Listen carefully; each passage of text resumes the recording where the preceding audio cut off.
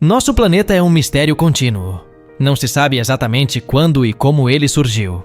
Também não se sabe ao certo quantas pessoas e civilizações viveram nele. Onde muitos deles desapareceram é uma pergunta geralmente retórica. Neste vídeo, você encontrará achados arqueológicos que ainda valem a pena ser explorados. Olá, amigo! Você está no canal Kirtop. Anel com a imagem mais antiga de Cristo. A Autoridade de Antiguidades de Israel realizou um estudo arqueológico dos restos de 2 antigos navios naufragados. Um deles pertence ao final da Era Romana e tem cerca de 1.700 anos. E o segundo é da Era Mameluca e tem cerca de 600 anos. Muitos artefatos foram encontrados no local do naufrágio em Cesareia, mas um deles é particularmente interessante. Este é um anel de ouro com uma pedra verde incrustada na qual está esculpida a imagem de um menino pastor. O menino está segurando um cordeiro em seus ombros. Os especialistas sabem que essa é exatamente a aparência das primeiras imagens cristãs de Jesus, o bom pastor. Pelo tamanho, o anel pertencia a uma mulher. A Autoridade de Antiguidades de Israel o considerou um achado muito raro. O navio afundou em águas rasas na entrada do porto e está em uma profundidade de apenas 4 metros. Na parte inferior, os arqueólogos encontraram mais de 500 moedas de prata do período mameluco, centenas de moedas de bronze e prata que datam do antigo período romano, bem como figuras em forma de águia e um ator de teatro usando uma máscara cômica. Também foram encontrados pregos de bronze, uma âncora de ferro danificada, canos de chumbo, cerâmicas e sinos de bronze, que tinham o objetivo de espantar os maus espíritos. Mas o anel é considerado o artefato mais requintado dessa coleção. Segundo o Novo Testamento, foi em Cesareia, onde se localizava uma das primeiras comunidades cristãs, que o apóstolo Pedro batizou o centurião romano Cornélio. E essa foi a primeira vez que um não-judeu se tornou cristão. Esse pode ser considerado o início da disseminação do cristianismo. Antigo repositório de pergaminhos tibetanos. No Tibete, a 180 quilômetros do Everest, a uma altitude de 4.300 metros, há um antigo mosteiro Sakya. Em 2003, ele se tornou conhecido do público graças a uma descoberta surpreendente. Arqueólogos descobriram um antigo repositório de textos manuscritos no mosteiro, que estava literalmente emparedado. O próprio mosteiro foi fundado em 1073 por Kantrak Gelpo, um monge de uma antiga família influente que foi um dos 7 tibetanos ordenados como monges budistas. Foram os abades desse monastério que governaram o Tibete até o século XIII, sob o patrocínio da dinastia Mongol Yang. Dessa forma, Sakya tornou-se o centro administrativo do Tibete, e o movimento budista local tornou-se dominante. Isso continuou até 1959, quando a China invadiu o Tibete, e o abade do mosteiro fugiu para a Índia, onde na cidade de Dehradun construiu um mosteiro, tornando-se seu abade. Mas mesmo assim, vamos voltar a Sakya. O mosteiro abriga uma biblioteca única de livros antigos escritos à mão com belas ilustrações. Basicamente, todos os manuscritos são dedicados ao budismo. Em 2003, um grupo de pesquisadores, para sua surpresa, descobriu um enorme depósito de pergaminhos e livros antigos em uma das paredes do monastério. As dimensões das paredes são impressionantes. O comprimento dela é de 18 metros e a altura tem cerca de 3 metros. Ela estava literalmente repleta de textos antigos. Alguns eram mantidos na forma de pergaminhos e outros na forma de livros. Além disso, havia um grande número de textos em caixas. Pesquisadores chineses ainda estão trabalhando, e sabe-se que o número de manuscritos e pergaminhos é de cerca de 84 mil. Eles são dedicados não apenas ao budismo, mas também à história, à astronomia, à matemática e a várias artes. Alguns textos religiosos são escritos em tinta, com adição de ouro e prata, e são principalmente dos períodos Ming e Yuan, mas alguns manuscritos especialmente valiosos foram escritos durante a era de Kublai Khan. A biblioteca contém um grande número de monumentos com informações inestimáveis sobre história, cronologia, geografia, medicina, etc. Todos eles estão armazenados nas prateleiras do enorme salão Lachenchempo, e todos parecem muito épicos. A propósito, é aqui que está guardado um canhão antigo único, pesando cerca de 500 quilos, considerado o maior e mais pesado do mundo. Aqueduto misterioso, Xinglo de Miraflores. Quando vi essa beleza, minha boca até se abriu. Foram realmente artesãos comuns que o construíram com martelos e cinzéis? Quem morava lá na época? A julgar pelo volume do edifício, do qual só restou essa parte da parede, fica claro que não foi feito sem escavadeiras e caminhões de várias toneladas. A propósito, há muito pouca informação sobre esse lugar, mesmo na internet de língua espanhola. As lajes de pedra que você vê nas fotos fazem parte de um aqueduto pertencente ao antigo canal Soto del Puente. É um local íngreme com o rio Guadalupe correndo ao lado, traçando perfis esculpidos e expondo as rochas coloridas que compõem a área. Vermelho, granada, cinza ou bege são alguns dos tons que mostram os diferentes estratos geológicos que as águas erodiram durante os períodos terciário e quaternário. A armadura de bicicleta. Em maio de 2008, arqueólogos da Universidade de Bristol escavaram o território do Château Gillard, na França. Em uma profundidade de 2,5 metros, foi descoberto um complexo de objetos de ferro que compunham a armadura de proteção dos guerreiros. Perto dali, os arqueólogos descobriram um segundo local de enterro, um esqueleto bem preservado de um cavalo. Também foram encontradas moedas de Naitonwa, cunhadas por Filipe II Augusto, bem como moedas cunhadas pelo Ducado da Aquitânia, o que possibilitou datar a armadura no período do reinado de Ricardo I, o Coração de Leão. A própria disposição dos fragmentos da armadura de ferro acabou sendo incomum nessa descoberta. Visto de cima, eles se assemelhavam ao contorno de uma bicicleta. Imagine o espanto dos arqueólogos quando os fragmentos extraídos foram limpos. Sem dúvida, eram os detalhes de uma bicicleta de cavaleiro que havia sido enterrada por quase 9 séculos. Mesmo na época de Holst, as habilidades básicas de processamento plástico do ferro surgiram na Europa, onde se tentou fabricar lâminas de aço por meio da cementação e do endurecimento do ferro. Na era latina subsequente, a tecnologia de produção de aço foi totalmente dominada, incluindo métodos bastante complexos de obtenção de peças soldadas com alta qualidade de superfície, resistentes ao atrito. O estudo metalográfico das peças de ferro e o método de exame microscópico de seções finas nos permitem afirmar que os principais elementos estruturais dessa incomum bicicleta medieval são de aço. Como podemos ver, as receitas para a fabricação de produtos de aço com pouca ou nenhuma alteração passaram por toda a época romana e tiveram um impacto no início da Europa medieval. Gradualmente, os cientistas conseguiram recriar a aparência desse incomum veículo para a época. Ovo de dinossauro com embrião. Em 2010, durante a reforma do Museu de História Natural em Guangzhou, no sudeste da China, os funcionários vasculharam coleções e encontraram ovos de dinossauro fossilizados. Isso não é incomum, mas muitos não estão bem preservados. Cientistas decidiram estudar algumas das amostras e encontraram o esqueleto de um embrião dentro de um dos ovos. Descobriu-se que o material foi coletado em 2000, durante escavações no sudeste da China, e durante todo esse tempo ficou armazenado no museu.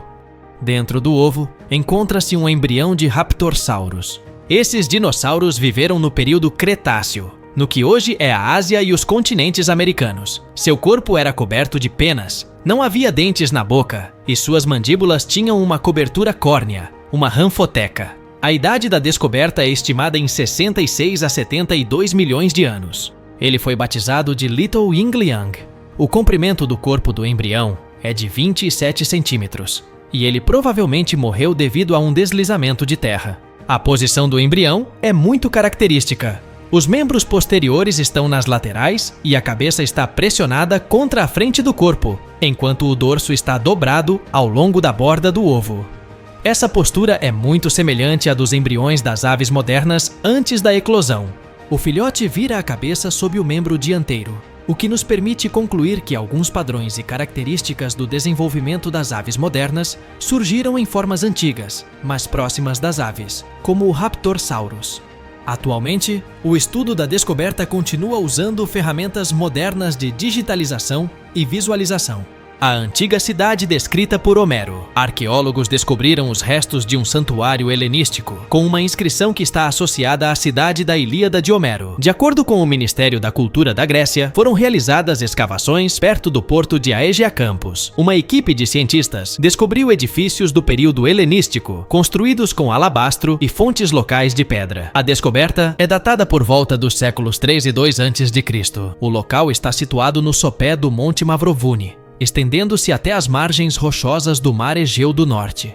A equipe encontrou muitos elementos arquitetônicos, incluindo um entablamento, um teto sobre a colunata, 5 capitéis dóricos, a base da estátua, partes de uma coluna, uma trava de mármore de um banco e 2 chapéus de mármore representando crianças. Outros achados incluem pregos de ferro, pontas de flechas, moedas de bronze da Tessália e da Macedônia, anéis de bronze, lâmpadas de argila, vasos e fragmentos de ânforas. Os cientistas também encontraram azulejos com os nomes dos proprietários de lojas de cerâmica, mas a descoberta mais notável foi um azulejo com uma inscrição que pode estar associada a Meliboea, uma antiga cidade de Neápolis. Os arqueólogos acreditam ter descoberto a antiga cidade de Meliboea, mencionada por Homero no segundo canto da Ilíada, a chamada lista de navios. Nesse trecho, o poeta listou todas as cidades gregas que participaram da campanha contra Troia sob o comando do rei Agamenon. Essa cidade também foi mencionada por outros escritores gregos antigos em obras posteriores,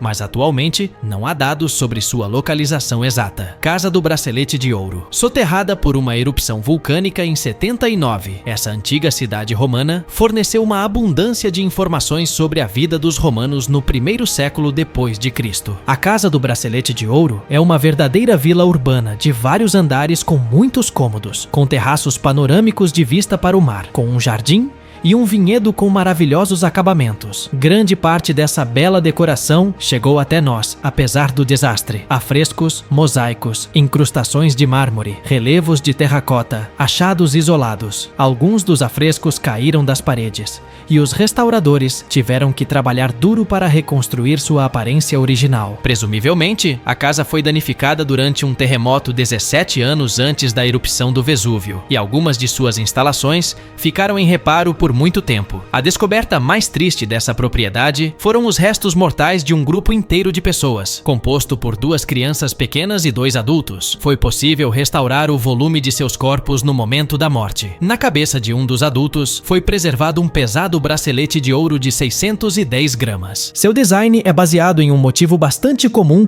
na arte da joalheria romana antiga: 2 cabeças de cobra olhando uma para a outra. Neste caso, as cabeças têm na boca um grande disco com a imagem da deusa da lua Selene. Ela segura uma lua crescente acima da cabeça pelas extremidades, e o espaço entre elas é decorado com estrelas. Foi em homenagem a esse bracelete, encontrado em 1974, que os arqueólogos batizaram toda a casa. O adorno indica o alto status social da mulher a quem pertenceu. Mas isso não é tudo. A mulher de Pompeia tinha uma caixa com uma quantia impressionante de dinheiro: 40 moedas de ouro e 178 denários de prata. Mas, de acordo com os arqueólogos, por 20 denários, uma família de 3 pessoas poderia comer por uma semana inteira. As pessoas ficaram para sempre no corredor que levava da casa ao jardim, ou seja, à salvação, como lhes parecia. Mas elas tomaram a decisão tarde demais de deixar o local. Os habitantes da Casa do Bracelete de Ouro pereceram sob a varanda desmoronada do andar superior. Como nem sempre é possível determinar o sexo do falecido pompeiano, há 50 anos decidiu-se considerar que a pessoa em cuja mão estava o bracelete era uma mulher. O grupo em si foi considerado uma família: pai, mãe e 2 crianças pequenas. Mas agora há uma razão para acreditar que todas essas pessoas não são parentes dos homens: adulto, mais jovem e 2 meninos, de 5 a 6 anos e de 3 anos. O Monte Kailash